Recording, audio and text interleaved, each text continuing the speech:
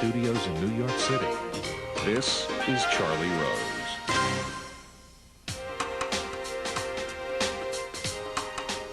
We can't think of these as one block of developing countries because now China, Mexico, Brazil, so many are up here. And of course, the developed countries are doing even better. But huge progress on health and incomes, and aid generosity has been a big part of it. So it's a myth that we haven't made progress and that aid hasn't helped. Bill Gates is here. He did three great things in his life. He founded a great technology company. He married a great woman. And together they built a great foundation that ought to be enough for one lifetime. But he and Melinda, through the Bill and Melinda Gates Foundation, do something remarkable. They save lives. Their goal is to dramatically reduce the number of children in the world who die before they are 5 years old. Yet he's worried because he fears myths about the poor and foreign aid and overpopulation might impede progress. This is, in fact, the subject of his 2014 annual letter, which has been released today. I am pleased to have Bill Gates back on this program. Welcome. Great to be here. Let's talk about this. And you've said some remarkable things in this letter, which is almost like a conversation from you to the people that you want to reach. You say, by almost any measure, the world is better than it has ever been. People live longer, healthier, and also nations are now more self-sufficient. Talk about where you think we are, and then where we are not, and then get to the myths. Well, several hundred years ago, everybody was poor. About 30% of kids died before their fifth birthday. And then a miracle happened in a small part of the world. Europe, eventually the United States. After the war, Japan came into that as well. We had this rich world, but most of the world was poor. In fact, when I grew up, we sort of thought of the West, the Soviet bloc, and then this third world, these poor countries where, I didn't know much about what happened there. I knew I was supposed to finish my food because otherwise it would be unjust that some kid in China didn't have enough food. All kids were told that. Something like that. And so if you looked at income, it was bimodal, the rich and then these poor countries. But over the last 60 years, those countries, by and large, not all of them, but most of them have moved up. And so most people live in middle-income countries, Brazil, Mexico, Thailand, Malaysia, and countries in that category no longer receive aid. They used to get aid, but now they still have poor people in their country, but they use their own taxation, their own resources. They still get new technologies from the rest of the world, but we can focus our aid on the remaining poor countries. And so my view is that we're very close to finish this job of getting every country up to that level. In 20 years, I think it'll be less than 10. So the world is wonderful. Less than 10? 10 countries that'll be in that low-income category. And there'll be ones where something really, tough conditions, landlocked Africa, North Korea, and I'm amazed at how this good news about the progress in the world, health, longevity, every aspect, really runs against common wisdom, and it really holds people back. It gives them kind of a negative view of all these investments we've made and the progress going on.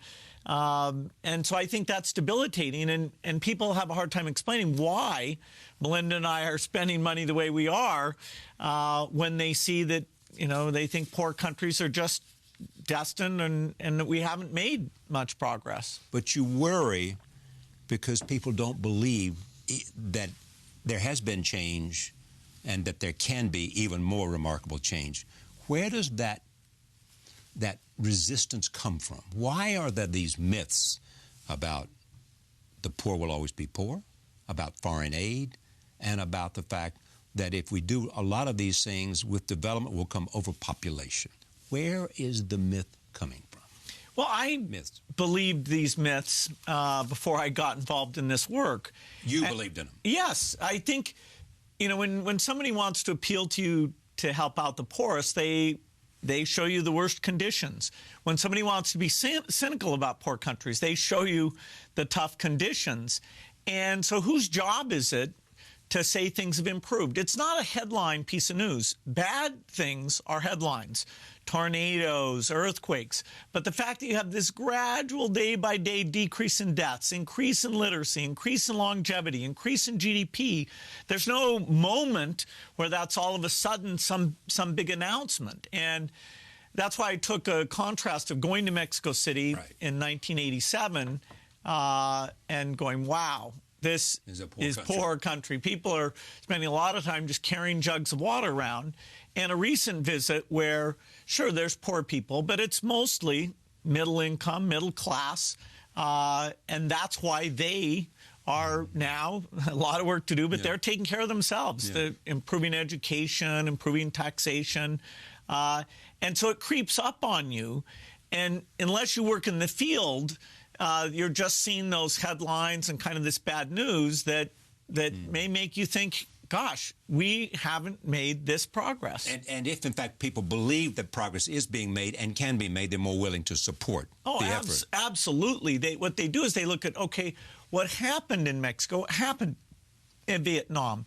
How do you get education right? How do you get infrastructure? How do you get farmers to have triple the productivity so your kids have enough nutrition? And then they make sure that the expertise and the resources get there. And so all these countries get out of this poverty trap, this low-income level where you can't afford the schools, the health. Your kids have such bad nutrition that even if you are able to educate them, they're not going to learn and contribute. And so until people come along, you're going to stay there. Without that knowledge, it almost feels like penance rather than a hand up. There is also this notion, as you point out, there are 1 billion people still on the planet that are in extreme poverty, 1 billion out of 7 billion. Exactly. And you point out that your concern is primarily with the bottom 2 billion people. That's where you want to focus your attention. Right. Yet at the same time, as I suggested this morning, we have, and I just want you to connect the two, this Oxfam report that came out today. Everybody's talking about income inequality. The Pope is talking about it. The President is talking about it. It's, in fact, the thing. Davos you're going to, that's going to be a subject there, income inequality. And so this Oxfam comes up and says that 75%, 75 or 85, the richest people have as much money as the bottom 50% of the global population. Connect those, because when people hear that, they say that's the extreme example of income inequality in the world.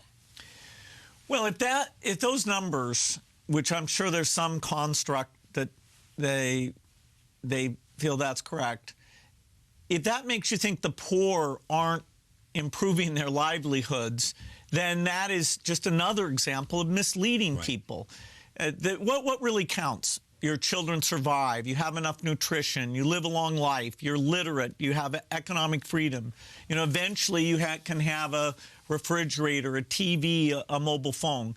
And so, amongst those 85, I'm sure they count me, maybe as number one. Yes, I would think so. My money is here for the poorest. It's going to buy vaccines. Say that you've just gone to medical school and you're $100,000 in debt. Okay, where do you look like somebody with a net worth of negative $100,000? Well, in fact, you're about to become a doctor.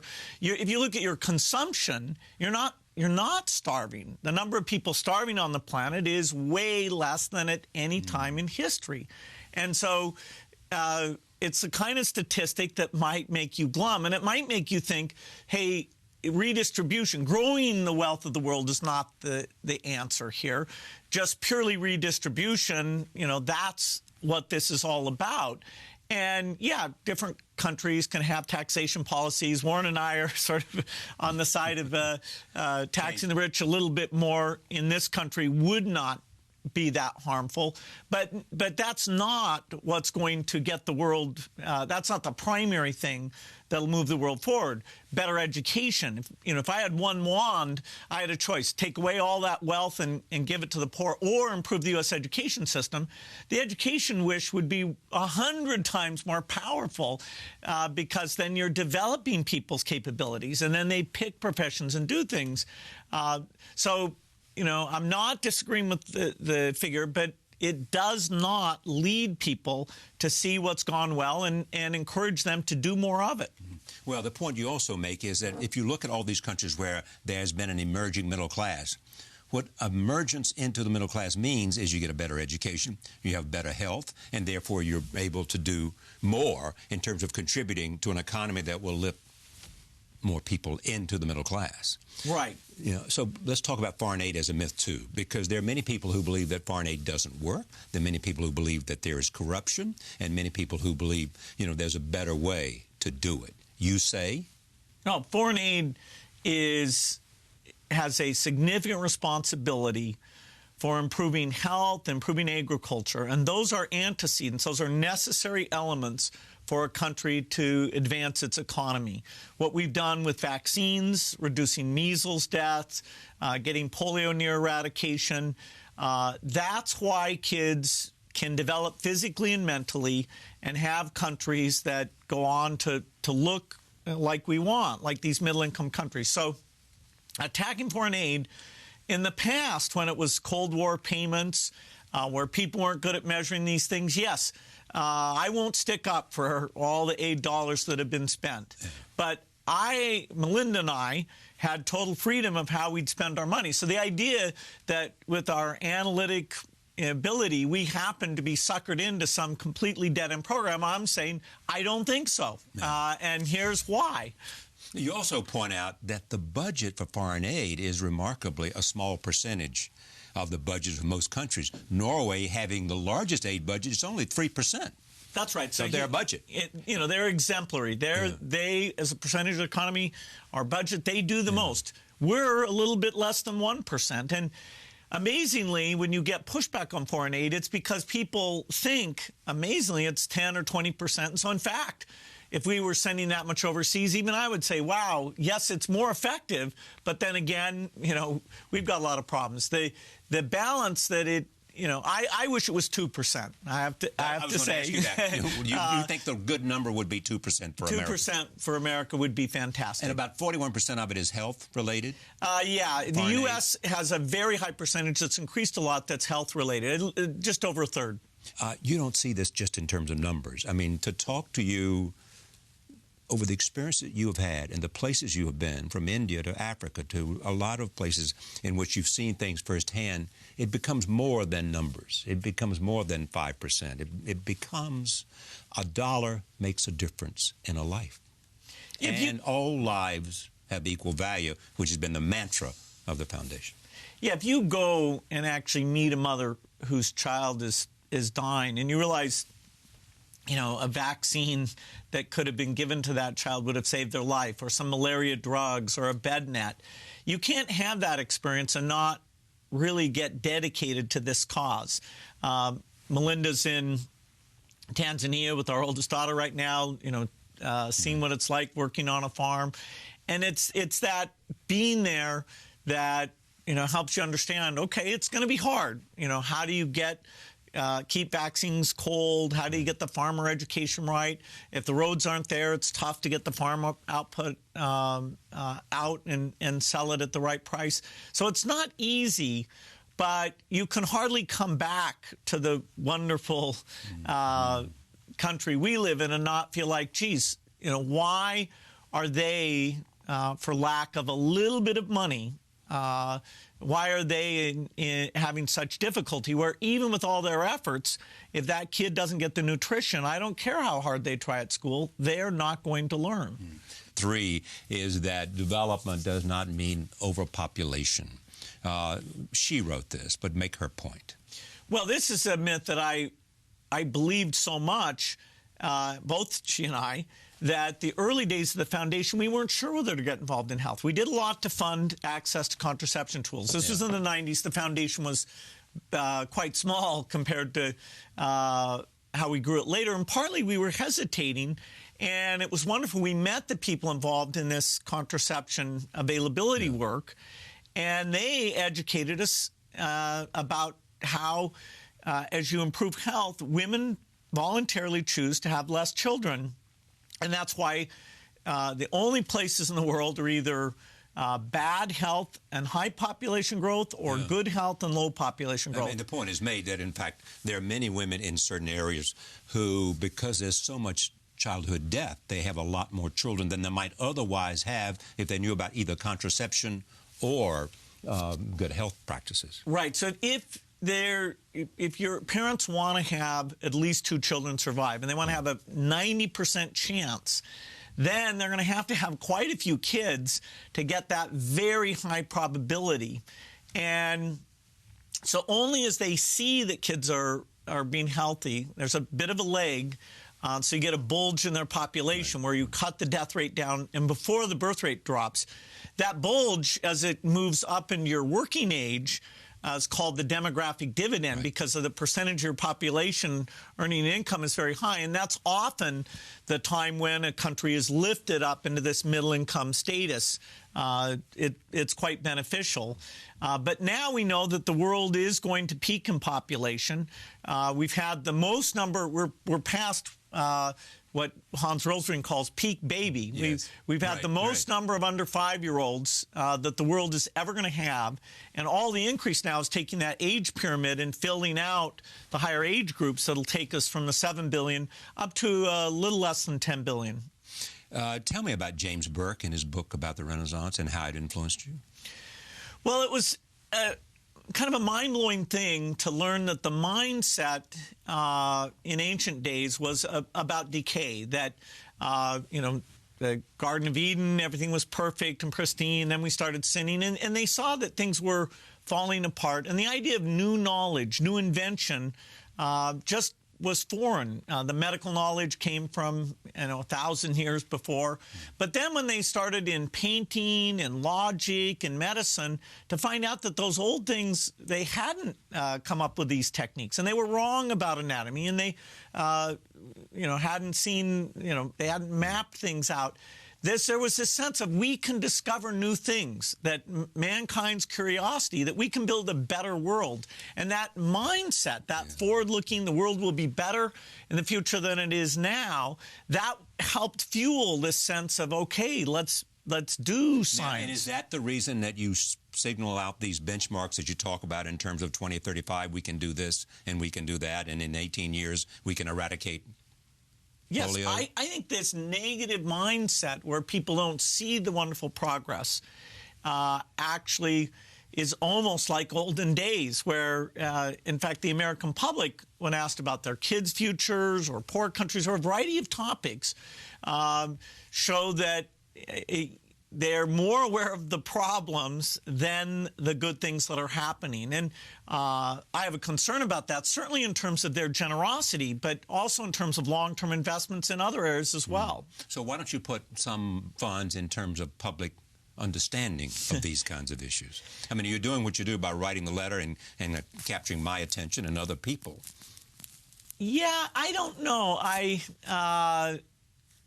hope that, we can correct some of this. And, I hope people like good news. Good news maybe not as easy to spread as bad news, but it gives you the basis on which you should make new decisions. Talk about also choices that people make. For example, I think is it Peter Singer who makes the point about maybe we should spend less money in building a new wing of a museum and spend more money in terms of global health and blindness. Philosophy, I suspect you. Well, I think all philanthropy is great. You agree with Peter? I've chosen blindness. Yes. And the cultural things, it is hard to compare. He creates a construct where he talks about how people want to avoid blindness and how strong that instinct is, and therefore is able to create a framework that he tries to have a value system about these things. And it comes out the way that I happen to be spending my money.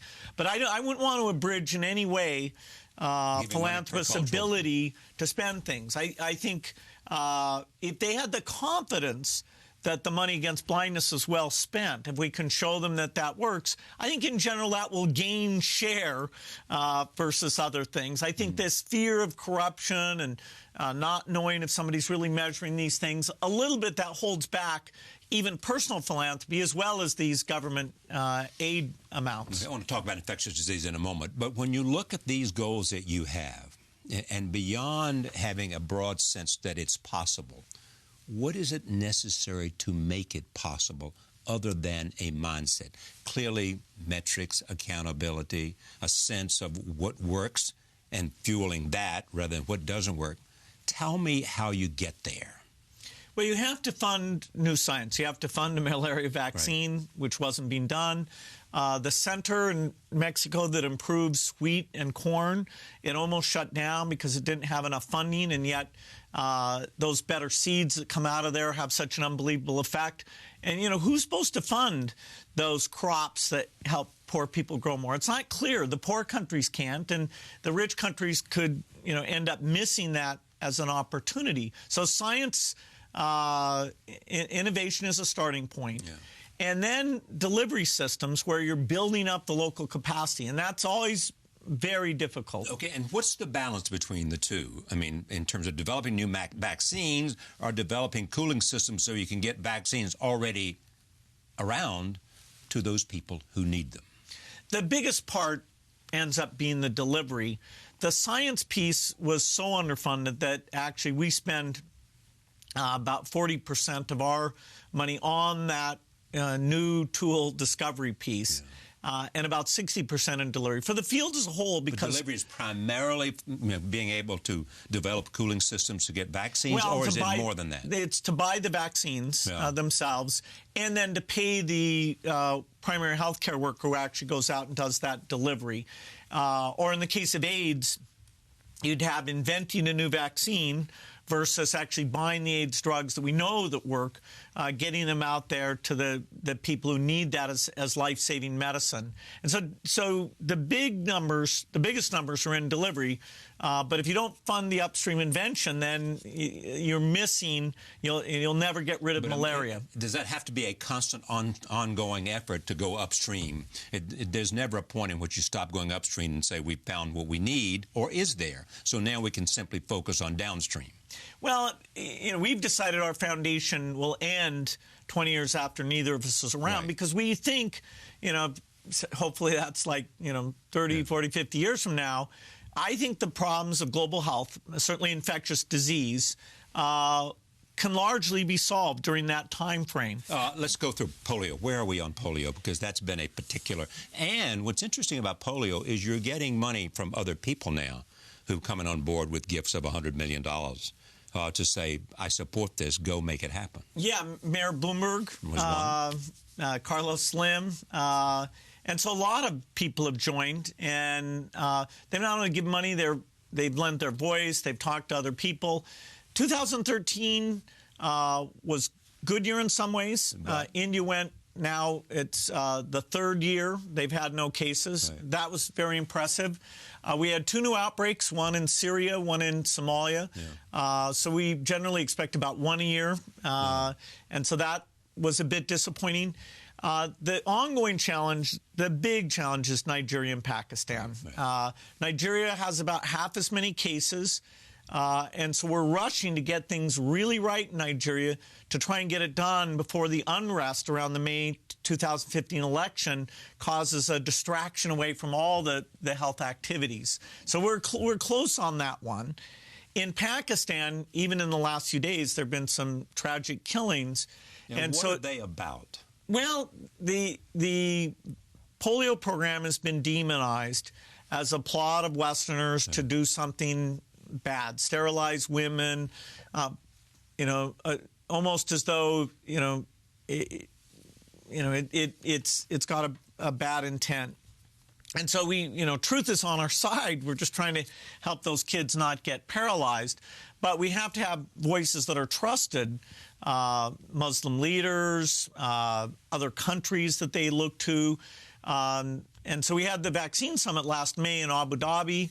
We got Islamic Development Bank, Abu Dhabi. A lot of Middle East leaders came in to give to the campaign. So it's not just a campaign from the West. But that lack of trust in the north of Pakistan, that's a real obstacle. We need a breakthrough there. The president of Pakistan's committed to help on that. Imran Khan, Red Cross, a lot of people, but we've not made that breakthrough. This week's news just shows we're not there. I hope for it because, all we have to do is have them know what's true. Yeah. Are you spending more time lobbying foreign leaders and going to Washington than you have in the past? The recent budget agreement in D.C., we had suggested that the U.S. Go up from $150 million a year to $200 million a year $50 million. on polio. We spend over $300 million. And amazingly, in a bipartisan way, in a very tough budget agreement, that extra $50 million was included. So it looks like the financial piece will not limit us from having a success. And how does the foundation work with the government in terms of pilot programs, in terms of being able to prove that something is worth doing and worth moving up to scale? Well, the U.S. government is the biggest foreign aid donor. It's about $30 billion a year. A bit over $10 billion of that are in areas that we also work in: AIDS, malaria, and in the AIDS treatment area, the PEPFAR program that was created under Bush, very bipartisan. It's continued to be funded even in tough budget times. The U.S. has taken the lead on implementation. We tend to go do measurement, give them a little bit of advice. We did some cutting-edge work on circumcision to show that actually teenage boys in these affected countries were willing, if it was presented the right way, to get circumcision, which turns out to cut disease transmission by over half. And so that's been a very good partnership. The U.S. has been amazing on AIDS and malaria. And what's the change on HIV/AIDS in Africa? It's come down, not as much as we'd like to see. So it's about 20% off the peak infection rate. It's about 25% off the peak death rate. We still need to get the drugs out and get the adherence up a bit. We still need some more tools. The science is really showing us a lot of pathways to get those better tools. So the next decade will be exciting, but we're going to have to stay the course.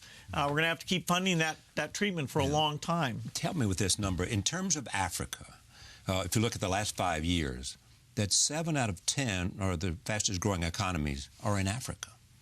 And what does that portend?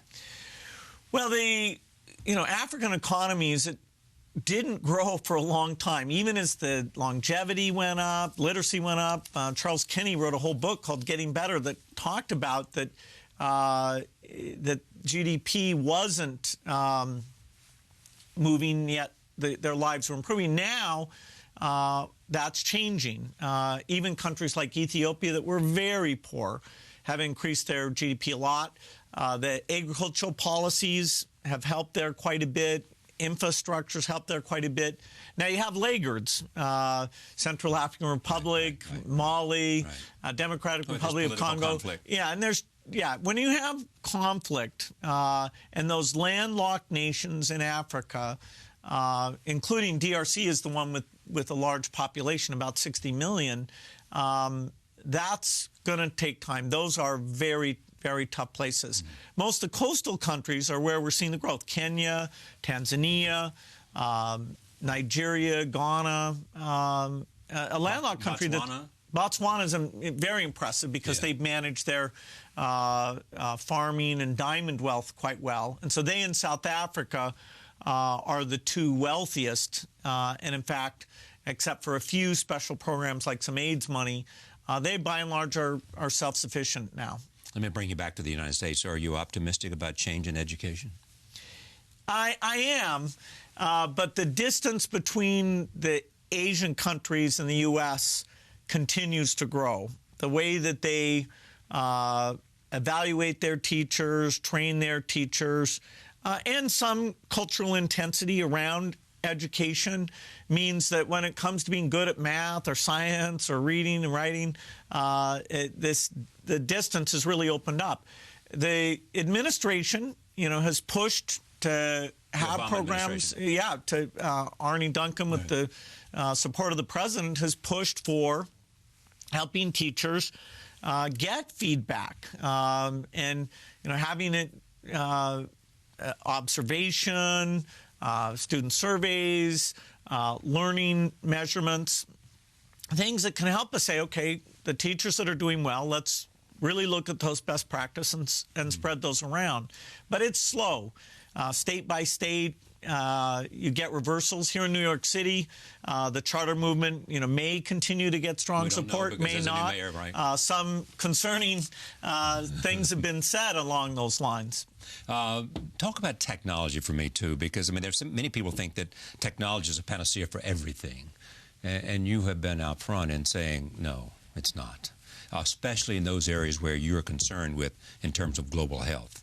Explain that to me. Well, I'd say that belief is equally true in education. Just because we have, amazing websites like Khan Academy and good things to motivate the kid, to make it fun, to figure out what they're confused about, the teacher is still at the center. We're going to help the teacher with this personalized learning technology, and they can assign the kid to go off and relearn various things.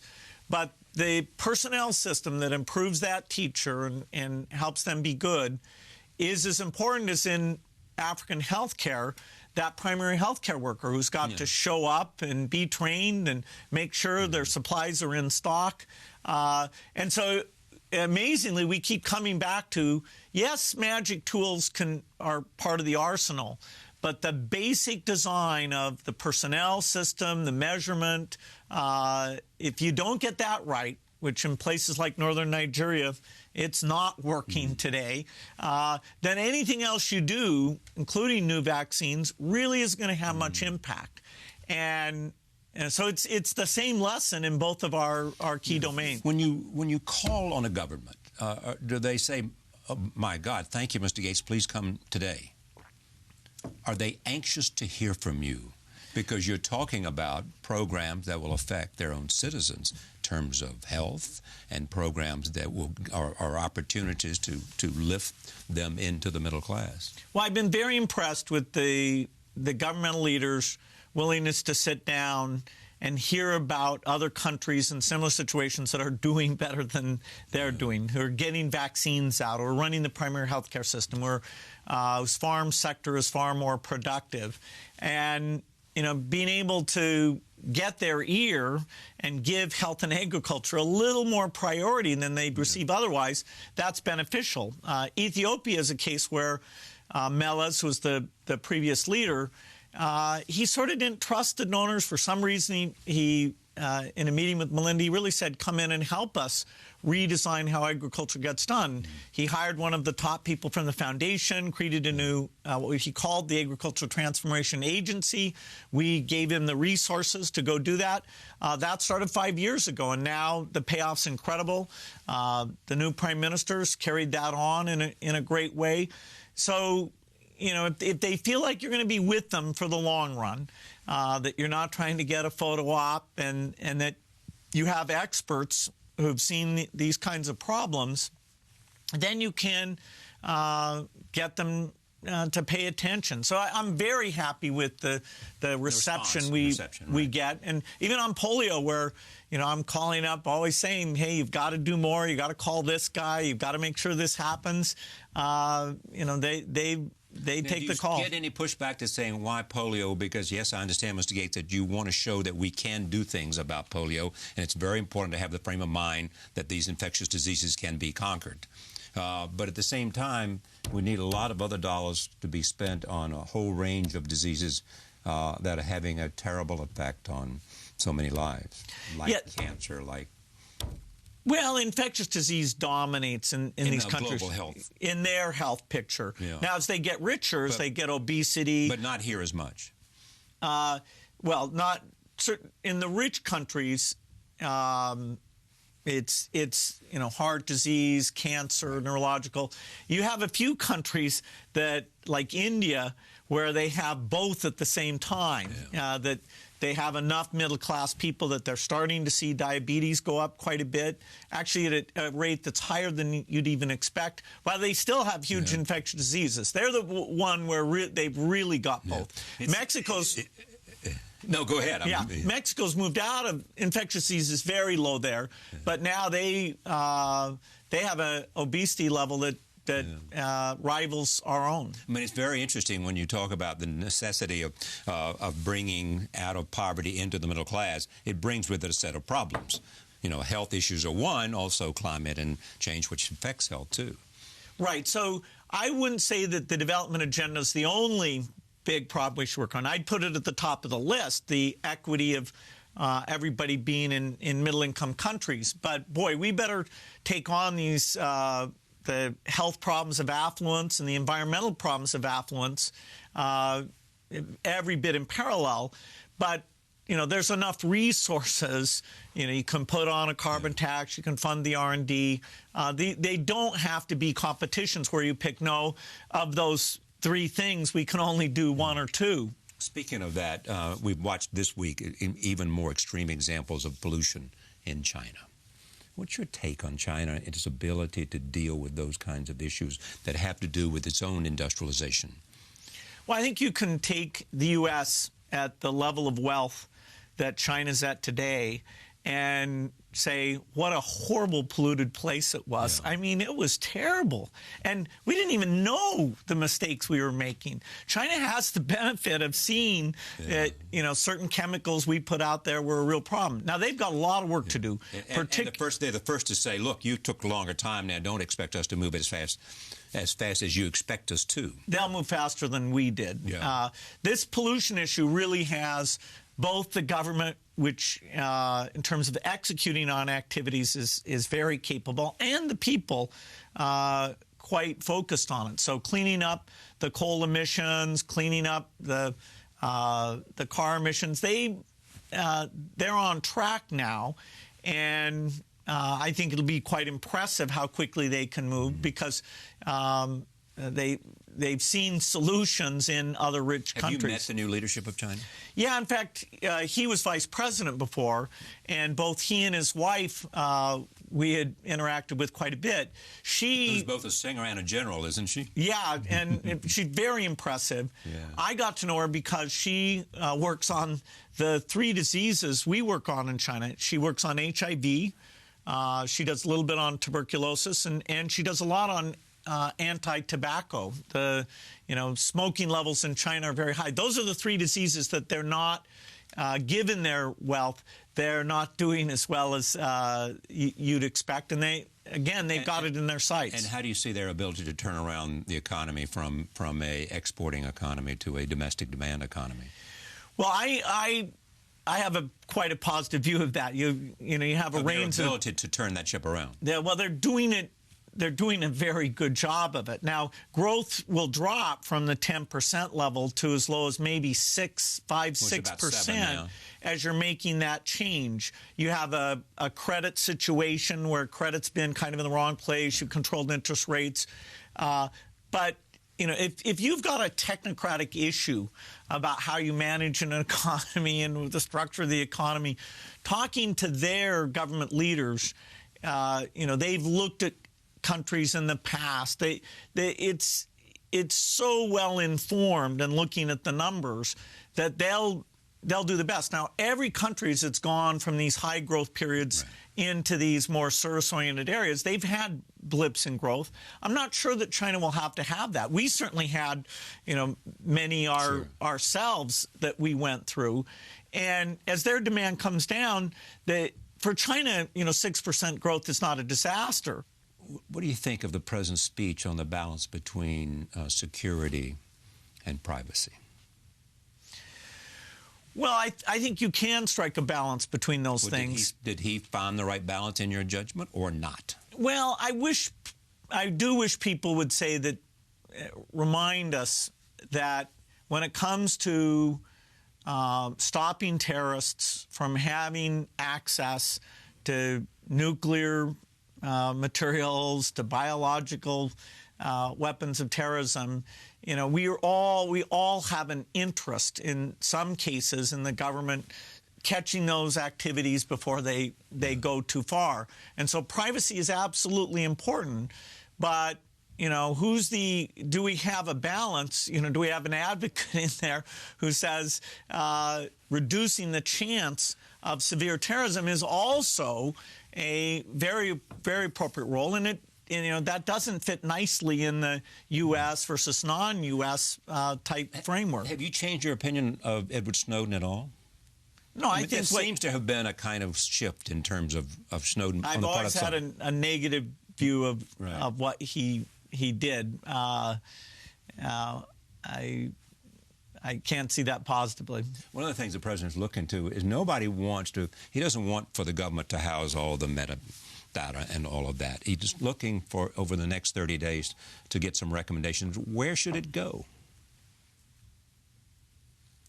Where should all that be held? I'm not an expert on this. I don't think there's any intrinsic reason why you couldn't set up a government agency where you really did trust them to use it in the right way, where the records were there, where the safeguards were there.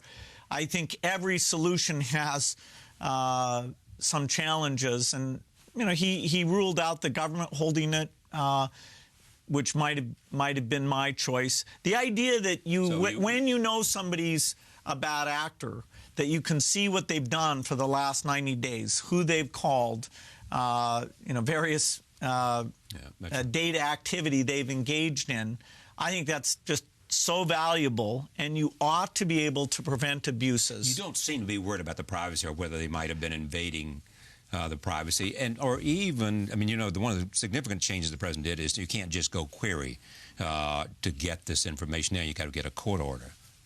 That's one of the changes the president is recommending. You don't seem to be as concerned about the invasion, or am I misreading you? All the metadata search, as far as I understand, always required the court order. The fact that the metadata search requires a court order, I'm fine with that. That's a nice threshold. And at the end of the day, we should be able to have privacy and still count on our government to be out there looking for bad actors. You think we've found the balance? I think technology will continue to challenge us. You see different policies take cameras in cities. London has lots of cameras, and somehow they've gotten to the point where they trust the police to use those in a way, and crime has dropped because of that. It'll be interesting to see if the U.S. adopts a policy where they feel the same way about that. When there was a terrorist attack in London, those film clips were invaluable in figuring out what happened and catching those people.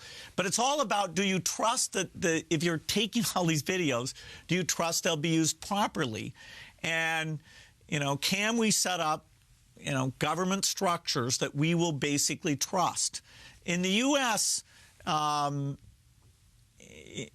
think we ought to be able to do it. It's not, not my area of full-time work. Okay, but I want to go to some other things, but I want to just say one more question about that. The healthcare debacle. If the president had called in people, not necessarily you, but people you know and respect, and said, help us design the system in a better way, would he have been a lot better off, and would people that you know in the technology community have been able to do that? Or did he have that and screwed it up in another way? Not he, but the government. Well, these sign-up problems are very unfortunate, and it's easy to second-guess how that could have been done better. I don't think that's a fundamental issue. In fact, a person who is retiring from Microsoft, Kurt Del Benny, just a few weeks ago, got called in to make sure they do get their act together. But the key issue there is it attractive, given the way that the prices are somewhat rigged against the young? That is, the price, when you sell to the young, you make a lot of money. When you sell to the healthy, you make a lot of money. When you sell to the old or the not healthy, you lose a lot of money. The big bet and the scary thing here is, will that balance happen? Because that's the only way the pricing works. So people are sort of paying attention to, was the website too slow and did the records make sense? Fine, but that will be fixed. Exactly. But there's a bet in this thing. That the young will sign up and the healthy will sign up. Right. Otherwise, it eventually you have to price higher because of the mix, and more people drop out, so you have to price higher. And it it can fail to work. Now, if all the prices had been sort of market-driven, then you're not as subject to that. But then the prices for the 63-year-old, 64-year-old, they decided would be too high. I don't know if they did that right. Certainly the healthy versus unhealthy, that is key to the design. There's no way to get rid of that. You've got to get healthy people signing up. And there's another measure, which is how many people are signing up who didn't have insurance. When will that happen? The cost and the benefit of the thing is proportional to that. So if people didn't like Obamacare, the fact that not many people sign up, I guess maybe they feel that's good. I do think one way or another getting coverage is a good thing. And I think there's going to be some fine-tuning. And why should it be in an atmosphere of so much recrimination? That may make, the seeking out the right trade-offs. Could you even amend the bill if it was clear you had to amend the bill? It's tricky to have something be so controversial where it has so many experimental elements that the idea that you would get it right from the beginning is quite unlikely. If you could define what the debate ought to be in this country to advance our progress into the future for the country, tell me what that debate ought to be. We need to look at government expenditure not as it's all bad or it's all good. We need people with deep expertise. So on global health, I'm immersed in that. I can tell you about how I would tune various things. But overall, I like the U.S. global health spending, and I can go to the people involved and tell them what I know. But we need that for agricultural spending, deep expertise. Ideally, not just outside experts, but staff in Congress and elected representatives in Congress. We need foreign policy experts, not who are just in their corners. Right. And so I worry a little bit that issues that should be about technical expertise, given a certain budget. If you want to help the poor, should you have an incomes policy, or should you have what we have today, where it's rent, medicine, fuel, food, all very special policies that you have to apply to a bureaucracy? The criteria might be right or wrong.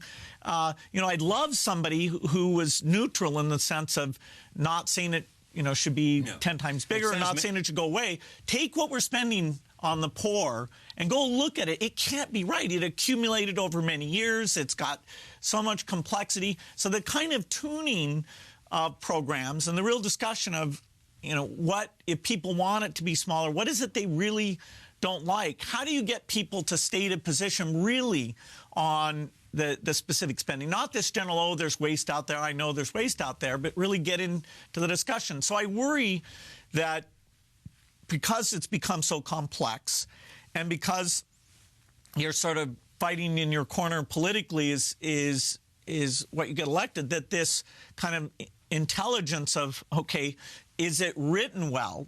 That can go down at a time where complexity demands that we have more understanding. And we're kind of in the lead. Other rich countries aren't spending what we are in healthcare. They're all looking at us and say, go figure that out so that we can just follow your footsteps. What is that, about 18% of our budget? Of our economy. And, it hasn't grown quite as much in the last 2 years. People are arguing about why that is. But it can be debilitating if we don't get that cost increase under control. If you go to Seattle, you have 3 offices, as I remember. One is at Microsoft, one is at the foundation, and one is sort of in between, personal. Right. Yeah. Are you spending more time at Microsoft now because of the changeovers that are taking place? Well, we're in a CEO search, and so the board is more active right now, just making sure that goes well.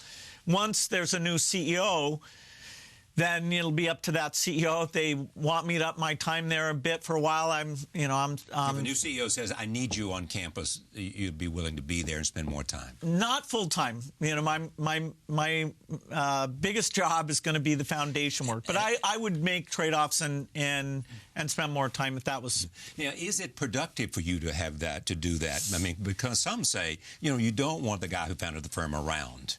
Others say, yes, you do, because you want a CEO who's strong enough to be his own person to be able to have that It's up to them. Is it really up to them? Of course it's up to them. But I mean, you created I'm not this- going to impose myself. No, but you're the biggest stockholder, obviously, and you have a huge concern about Microsoft's future. I lob emails, and it costs very little to send emails. But you know, the tech sector is very dynamic, and you know, whoever the new leader is going to shape a new direction. Give me a profile of a leader that you think would fit the demands of Microsoft today. That's not a fruitful speculation. Why not? You know, the board is working. You know, it's a mysterious process, and when the smoke comes out, Yes, I know. We're looking for white smoke, aren't we? Yes, but I mean, when will we see white smoke then? again, a mysterious process. You and I know that often executives are admired if they plan well for succession. It doesn't seem like there's been smart planning for succession at Microsoft. Well, I think tech companies are they're very challenging to run, and the rules of what works in one era, that'll change. I can't think of a tech company that had, some textbook case of succession going on. So I apologize. Yeah. I was trying to think about Hewlett Packard, how that worked. Oh my God. Yes, that's true. Yes. And we've seen a lot of people come in at number 2 at all of these tech companies, and then they seem to fall by the wayside. Founders do well, but only because of this phenomena that 999 out of 1,000 founders, you never hear their name. So the Darwinian selection that happens before somebody becomes known, because their company fails or get bought. And so those people look like they know what they're doing, but the failure rate of picking them is extreme. When you pick a successor, you'd like to have a higher success rate than picking founders. But I mean, you at Berkshire Hathaway, you've been the board has picked a successor to Warren, have they not? Warren Warren knows who it is. Consulted with the board about his thinking on that subject, and that's very good. All right, just one more question. Does Microsoft need a young Bill Gates? Think about it. Microsoft's success was always a team of people. And to sort of mythically say, I alone did something and now that's missing, that oversimplifies the past. And so I think it's a dangerous model for the future. It needs a mix of people. It has wonderful people there. The new leader's going to pick a new direction. And that can either be somebody who draws on the technical strength of the people in there, or themselves, they might be technical. There are multiple models that you could go down. Yeah, but you believe in your heart he has to be, or she has to be, grounded in technology. She has to love, or he has to love technology, and either be good at orchestrating deep technical thinkers or bring some of that themselves. Finally, the Seattle Seahawks are in the Super Bowl. Will you come to the game? Will you watch at home? No, I'm very excited about it. Paul Allen is the owner of the... generous, and the whole town has gone crazy. They really have. It'll be a special event. And Paul Allen is very proud. He should be. I was with him in Detroit when Pittsburgh beat us. He was excited to be there. This time he hopes for even more. Bill, thank you for coming. Great to see you. Bill Gates for the Hour. Thank you for joining us. See you next time.